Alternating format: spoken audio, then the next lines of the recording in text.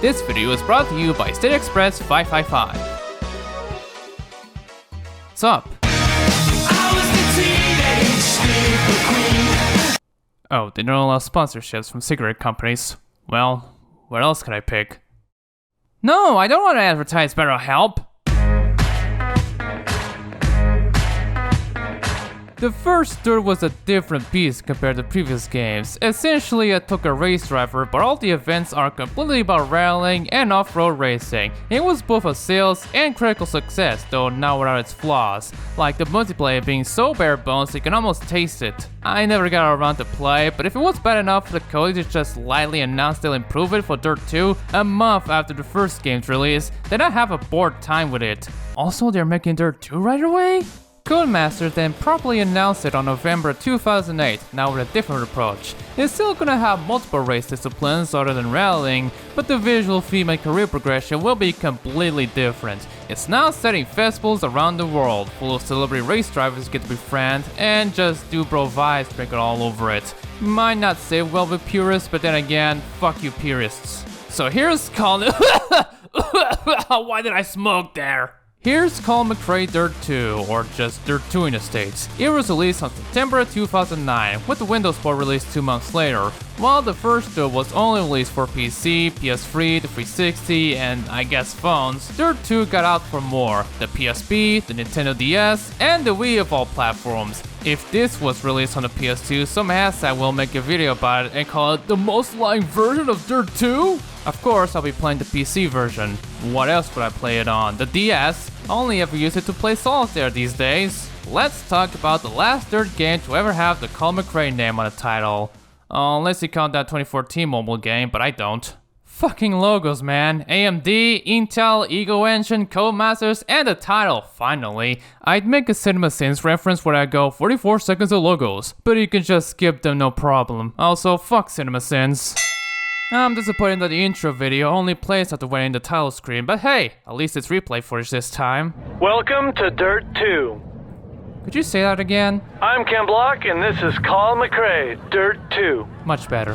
So after starting up and making you save, we get this FFV cars racing in and around an LA stadium while Black Tide plays. Easily one of my many favorites in the soundtrack. This game has all your favorites, too many people taken away too soon. Also Pastrami and the guy from Top Gear USA. I was gonna make a joke about Tanner being the only good guy in the show, but I confused Adam Ferrara with Adam Carolla. They both have car-sounding names, damn it! With that done, Travis calls you and tells you to sign the papers before properly starting your career, as usual. Sorry for changing resolutions here, but this game uses games for Windows Live and it's supposed to show its interface when inputting my name. But I'm using Xlifeless, which brings up a simple window to type in. Problem is that you get a black screen afterwards, so I have to go window mode to do so. Anyways, type not my current name, and what's this? Audio name? Yup, ever since the first grid, Cody's was implementing this admittedly cool feature where the NPCs will call you by your audio tag. It has many names and nicknames to choose from, though it's obvious that it's still rather limited. Even if your name is in English, it may not even be in the list. No female P names, for instance, so if your name is Penelope or Paula, you're fucked, and you'd have to pick a nickname instead.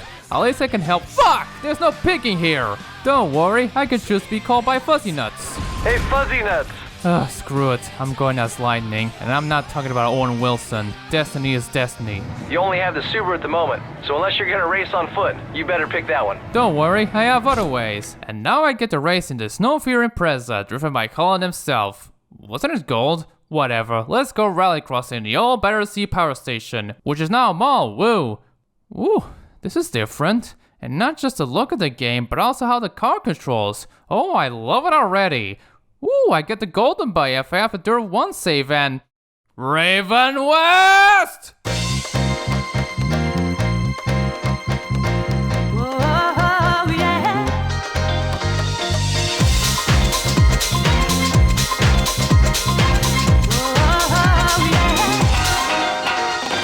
Looking at it, it's certainly a lot better than DiRT 1 and Hardigrat. There's still a bit of filter and bloom, but it's not as in your face as that. This is more bearable to see. The rest is better still. Good looking cars, good looking scenery, good looking replay shots. DiRT 2 is the same engine as Hardigrat now, doesn't have anything to do with it, but I still love the look of the shots, especially these ones. Classic.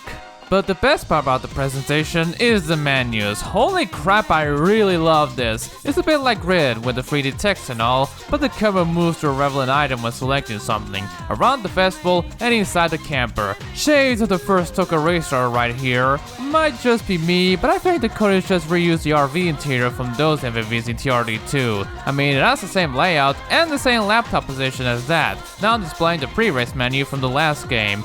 Also the aesthetic of tape and cool ass looking graphics, I just love it. I miss a few things though, like the camera swooping around the car during the countdown, but at least we got grid style one to watch snaps. A few times I get to be the one. Look at all I've got. And unfortunately there's only one cockpit view now, and it's this. Ugh. Also, the slowdown finishes right after crossing the line. I swear, it felt like every racer after this just wanted to have slowdown finishes. It's in Forza, it's in Need for Speed, it's in the WRC games, hell, it's even in indie games. I'm surprised Gran Turismo didn't jump on the bandwagon, this shit was everywhere. And I think DiRT 2 was the culprit. It was novel then, but now I'm so tired of it. So glad the code is ditched out by DiRT 4, but fuck, it still persists in Grid. For sound, it's very similar to the last game. The car noises are just fine and dandy, without much to critique, really. For rallying, there's actually two co-drivers to choose from. Well, you unlock the second one early in the game, but still, depending on the version you have, you either start with Chloe Brooks in the American version, or Ross Hunter in the European version. And because I'm playing the latter, I went with the Scott. Still, you have an option for a female co-driver, which is unusual for this series. I only knew a few rally games for a Lady Navigator, V-Rally, Sega Rally 2006, WRC Arcade, Milestones WRC 1, now this and the next one. That's cool and all, but also it's default to the simple system of easy to hard for corners. Easy right, 60. Fast left, 80. But don't fret, you can change it to the 1 to 6 system just like old times. 40, right 2. 60, keep left over crest. While I like the lady one, I much prefer the Scott. 40, right 3, left 2. There's no option for visual pace holes, but the map is just fine by me.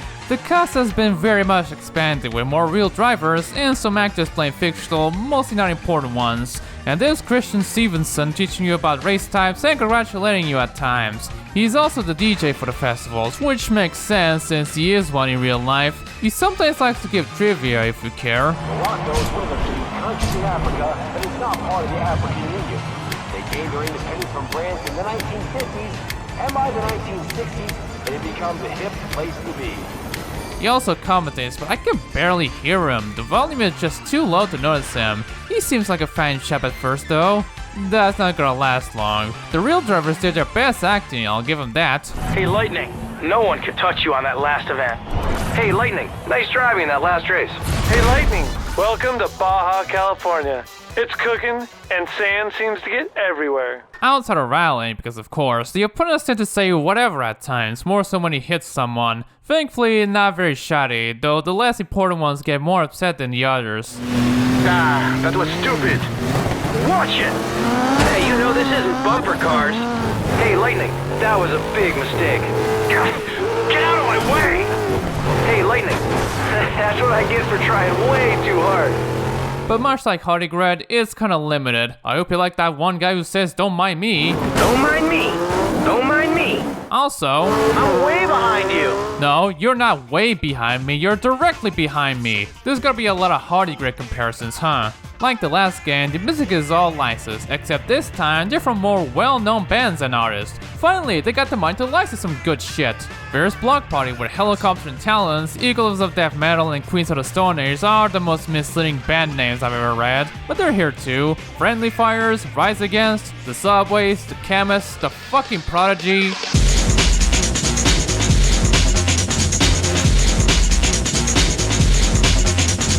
Yeah, I recognize that from a TF2 mod. And this one.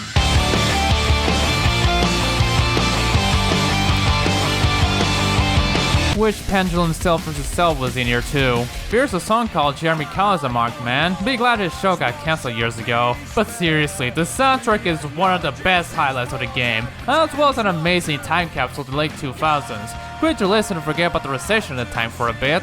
It's just a shame that much like the previous game, you won't get to hear it in the races, but still.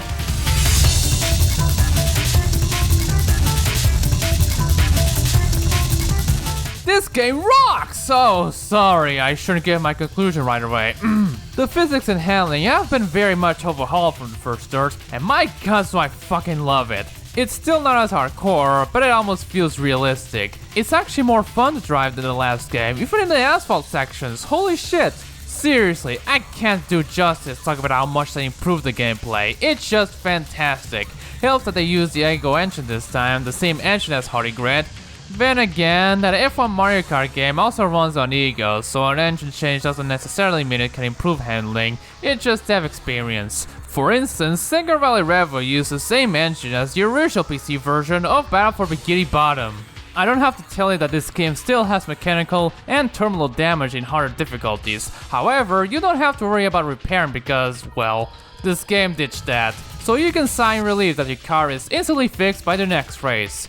If you fear this game got dumped down to smithereens, don't. Unlike the first Forza Horizon, you can still tune your car. It's just that the setup menu is disabled by default, unless it's a time trial session. But speaking of Hardy Grid, the rewind feature is here. Yes, it looks like after that game, the coders decided to expand it to other racers, later showing up in their Formula 1 games. Just like in Hardy Grid, you press a button to go to instant replay, and you get to pick which point in time you want to continue from to fix the mistake you did. And like I said, it is very useful, but also not OP as fuck compared to the Forza games. You actually have limited flashbacks, which depending on the difficulty are either 5 or 1, so it's best to use them sparingly. If not, you can still restart the race. Milestone may have been the pioneers of rewinding in a racing game, but the coders perfected it with their implementation.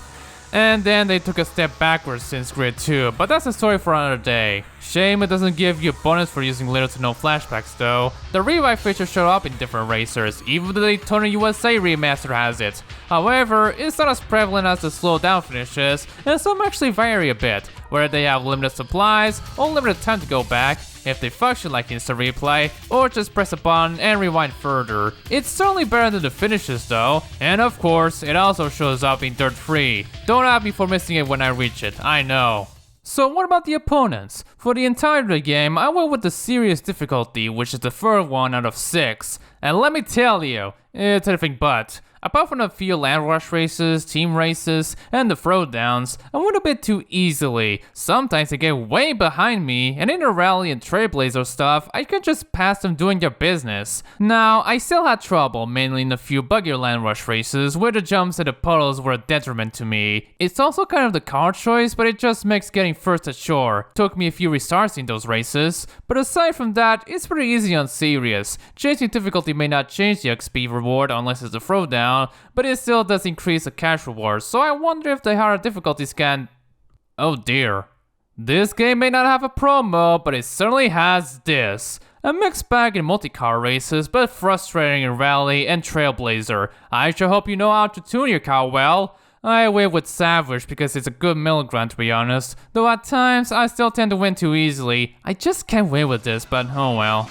Moving swiftly to career mode, it functions a lot like in Grid, except you don't do the equivalent of Le Mans after 4 events. Dakar maybe? Like that game, you earn money to buy cars and experience to level up and unlock more events. Oh look, there's that RPG element again. Sometimes when you level up, you get a lot of cash, but most of the time you just earn liveries. The main objective is to win the free X Games to become a legend. Why yes, this is an officially licensed X Games game. I like how the Europe and the American versions have very normal funds, while the Asia one has that. Not to say it's racist, but it is an interesting choice. These events consist of 3 races of different disciplines, but unlike the Champion of Champions from the last game, you have to try the ones you own. If you win, you get a big cash prize and a free car, which is just a worse version of one of the regulars. It's not worth it. As you level up further, you agree with the World Tours, consisting of 5 races of a certain discipline, and to participate in one, you have to win at least one of the required qualifiers in a DiRT Tour, win, and get a new unique car, so that's better.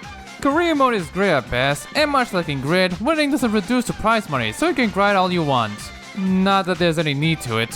But that doesn't mean it's free for some odd design choices. Weirdly enough, buying cars is just a one and done deal. As you progress, you get to race in higher tiers, but the caveat is that you have to buy a grade upgrade to be more competitive. Speaking of wasting more money. And not only that, if you want your car to be in a Trailblazer, Rally Course or whatever, you have to buy a pack for it. At least they're cheaper, but man, Even as someone who liked the racing mods feature from the PS1 Gran Turismo games, this is too much. Oh, you think that's not enough? Don't worry, I can throw you a few team races. Pick your teammate friend, from famous race drivers, to these two fictional women, to this guy. Why yes, that is current FIA President Mohammed Ben Sulayem. Can you imagine being only known by one thing? Don't remind me of that SpongeBob crap. Here, you and your mate must get ahead as much as possible to get the most points. It's like Ford Street Racing, except you can change mates. This game can be bloated, but not too bloated. I really don't like him, mainly because you must have a team win. You two must maintain a solid position to get the most points to win. It's all well and good, until your mate just crashes. You can't just crush the finish line first. If your mate is last, you're gonna suffer. Also, it just isn't that interesting. No team orders, no wingman, no partner change, it's just boring. And there isn't any way to differentiate the team races to solo events. You only know it's one by just selecting it. Gosh, what's next? Oh, you like those Raven West showdowns? How about some throwdowns, which I swear they just keep appearing. After winning enough races in a location, you get issued a challenge from some important character to either win in a mano-mano race or beat their time, for some extra XP of course. And much like the showdowns, if you win, you can never do them again. Okay then, is it done? Can I talk about the race types? Hey, come on, you haven't talked about the trinkets for your car. Forget about them, you only see them in cockpit view, and I hate that cockpit view! We still have rallying, the usual stuff, and rallycross, not only exclusive to its own cars. Rally is the same, except you actually get to drive past those who start before you. And it isn't some random event a la WRC Rally Evolved. You get to see your opponent's cars in real time, how they drive, or if they get in an accident, returning in real time. Watch out up ahead. There's been a crash. Crest left 4. Take a hike, pal!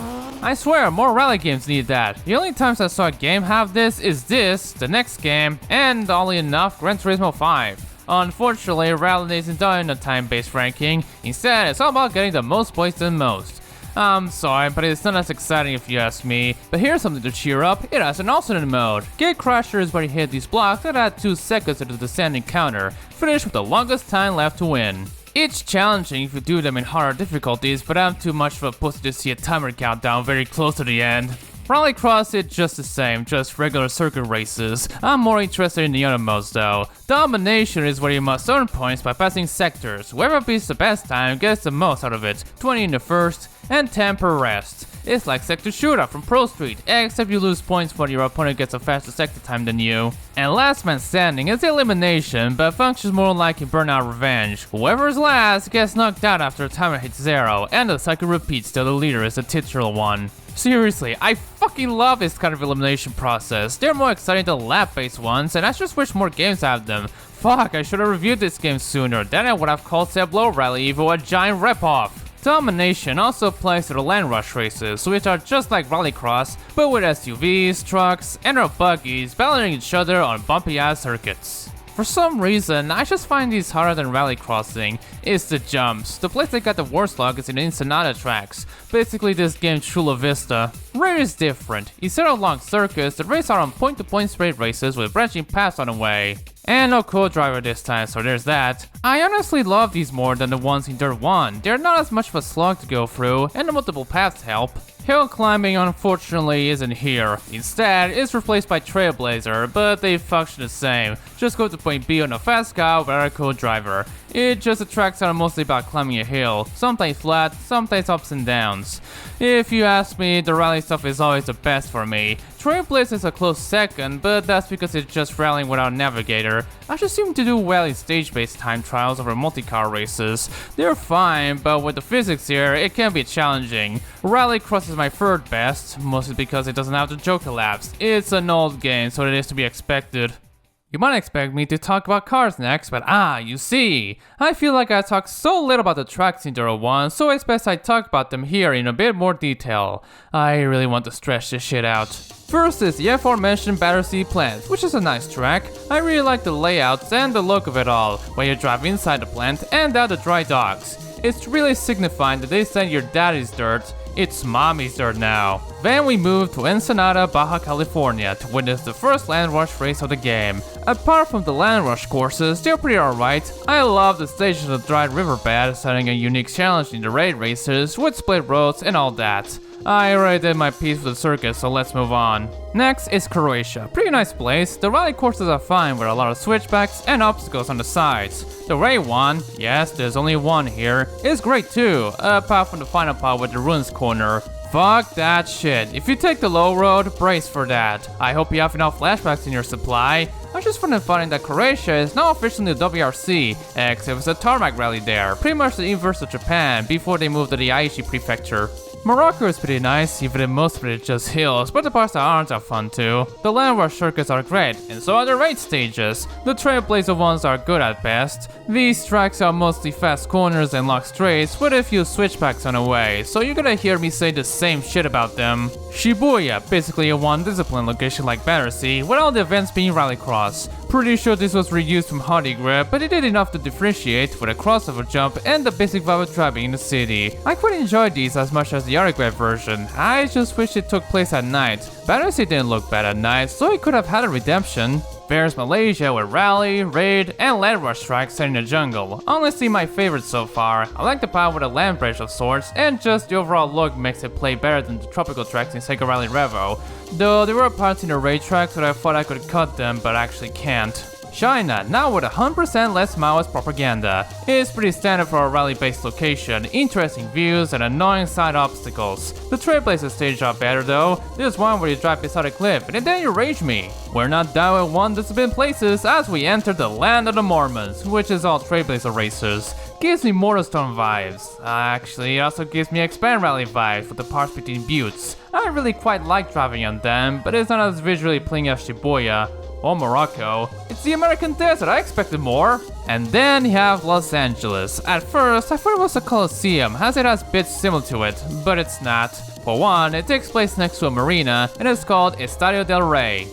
Don't look it up, it's not real. It's pretty great, it features this big jump, and the part inside the stadium just gives off that X Games feeling, more so when trying the golden no fear Impreza. If only at a rally stage. While I like the places and all, I feel rally racing is less represented here. Although one's rally locations each have 3 or 4 unique stages and a crossover circuit, this one only has one long stage and 2 halves of it, sort of like Dirt Rally afterwards, except at least that has another long track. So in essence, they feel a little samey every time you participate in them. Also, despite even the rally cars having hood-mounted lights for night driving, there's only 3 places where you race in the dark, and none of them are rally stages. What a disappointment, really. The car list may not be large, but it has some cool stuff, so I'll be starting with the rally spec cars, be it for rallying, rallycrossing, or trailblazing. Its branch consists of the usual stuff like the Imprezas and the Lancers, and some unusuals. There's an Eclipse, a Z4, and a 350Z here, cars you don't typically associate with rally racing. Aren't they like two-wheel drive against AWD behemoths? Oh, and the R4 can be bought too, very early if you'd like. The rallycross variants are what you might expect, covered up headlights and squares for brake lights. And then there's the Trailblazers, where all but one are, you guessed it, variants for bulked up body kits and big wings. I kind of expected the Escudo or the 405 to show up, but I guess what the looking version of those rally cars can do as well. We then move to the big dogs. We have stock Bajas with a Ram, a Ridgeline, and a Hummer HX weirdly enough. Speaking of Hummer, the Ray ones are just the usual stuff, just standard SUVs if I'm honest. I like the Touareg the most. Then there's the buggies and the trophy trucks, and there's just tons of variety to choose. But something I've noticed since the first Dirt is the lack of Fords. In the last game, there was the Mark II Ford Escort, but it wasn't branded as such, instead being a McRae motorsport car. Other than that, there were none more. I feel Colin the Cody's wanted to forget his stand with Ford happened or something. Here, at least there's this Ford pickup, as well as the Mark II Escort, now branded as a Ford. But still, it's quite a unique list, even the unlockables are interesting too. The old Impreza? I saw that in the last game, but the RS200? The Metro is here too, plus this old Montero, this tiny ass Toyota truck, and the Dallenbach? How amazing! But gotta be honest, I already missed the semi-trucks. Unlike in the first game, you can't buy liveries. Instead, you have to level up to earn them, which the order are apparently randomized from what I heard. It's just standard sponsor fare, but thankfully the original liveries are unlocked from the start. I like most of them, especially some of the skin liveries, but it's all pink. But I really don't like this DC one. Oh my god, it's putrid. It's no wonder I went with a custom livery when driving the old Impreza. I also like seeing these brands and learning what they do, because sometimes they're not companies I'm familiar with. What is slime? They make tire sealant. What does skin industry sell? Apparel, it seems. Balls deep? Well, I tried searching, but all I got are either golf stuff, fishing stuff, or hats. But are you seeing what I'm seeing? No, don't accuse me of being a gooting pervert who just sees sex in everything. No, there's a company called Balls Deep, and their logo looks like a guideline violation. What's this game's age rating? T? How the hell did they get away with that? Let's just move on from questionable logos before YouTube decides to age restrict this. This isn't the only way to unlock libraries. You can also earn ones for important characters, so long as one of them thinks you're a legend. The way this works is you have to race with important characters enough times to reach that status. Being best buddies ain't gonna be enough. It takes a while to defend someone like Kenny Boy just to get that monster library for my subby. Honestly, it's my all-time favorite, and I never even tried Monster before. Actually, speaking of making friends, that got me thinking. You know this meme? Basically complaining about how racing games are just about festivals, making friends, and being downright positive about everything? Well, corporatively speaking, that is. I only know of 2 franchises that still do that, but they're big, so they count, I guess. But like, this is also a very festival-y game where you make friends, and the tone is just all cheerful with no real villains. I get that it doesn't count because DiRT was made after Most Wanted, but even ignoring that, don't you think it's very similar to the later Forza Horizons? No central antagonist, just positive vibes. Don't you think this is way more corporate because you're befriending real race drivers here? What, is it because there's no free roaming here? At least the first Horizon has a villain of sorts. Whatever, I'm only bringing this up because much like slow finishes, I really fucking hate seeing Wojaks and Giga Chats. Welp, I won all the World Tours and the X Games, which unlocks this special event, a 1-make-4 escort event where you race with some unexpected legends like Harry Vatanen and Valentino Rossi of all people, the Sheet. Winning it plays a little tribute video to the late Scott, with the most high-quality footage of that X Games roll-up, holy shit! While there have certainly been better tributes since then, mainly DiRT later on, it's still a touching tribute with Mountains by Scottish band Biffy Clyro playing in the background. I am a mountain. I am the sea. You can't take that away from me. And it also unlocks the Impreza, so that's neat. Unlocking special cars also unlock events that are exclusive to them. Great, post-game crap. Not that I mind, this game just rules, even with flaws. For the most, is Quick Race, where you just make a race with content you've unlocked. Simple as that. And Time Trial is here too. I love that you can just use any car you want, like a Trailblazer in a land rush circuit. Doesn't matter, it's a free-for-all here. I love it. There's multiplayer, and like the last game, it's only online or LAN. This time, instead of using Demonware, it uses Games for Windows Live as the middleman. Oh boy, you're gonna love that shit. I thought it got shut down years ago, but surprisingly, it's still active. The marketplace may be gone, but the online services are still working to this day. But if you don't like GFWL for justifiable reasons, you could just use XLivelets in the install folder. Downside, you can't play LAN either. Fuck, there goes my plans. Man, I wanted to try it out properly to see how well they fix it, but I've been denied that, so let's just get to the conclusion. Colin McRae 2 was awesome! Even with its flaws, and even if it tends to get a bit bloated, I still love this game to death. I just couldn't stop playing it. Ever since I played it just to get footage for Sophie's Star Rally video, I got hooked almost instantly. The gameplay, the atmosphere, the music even, the everything. Mostly. Whatever your opinion on this series is, I seriously recommend getting it however you can. Just don't be easily fooled by the other versions like that guy. But we're not done with this Nitro Circus yet. Next time, we try finishing off this retrospective without me ending up crazy.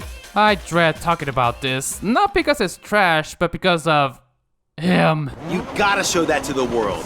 Put it on YouTube.